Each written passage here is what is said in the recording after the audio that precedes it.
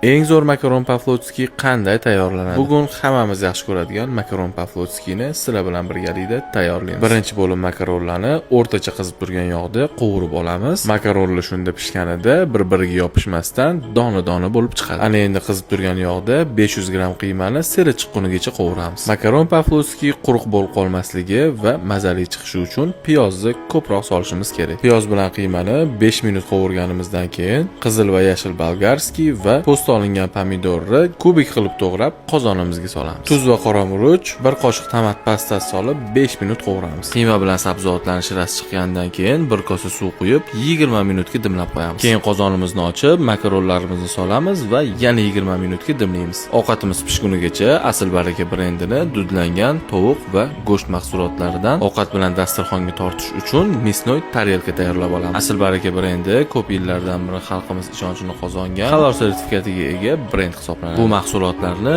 Asl Barakaning rasmiy do'konlaridan topsangiz bo'ladi. Hammamiz yaxshi ko'rgan makaron pavlotskiyimiz ham tayyor bo'ldi. Video yoqqan bo'lsa, bitta like bosib, sizga tayyorlab berish kerak bo'lgan yaqinlaringizga yuborib qo'ying.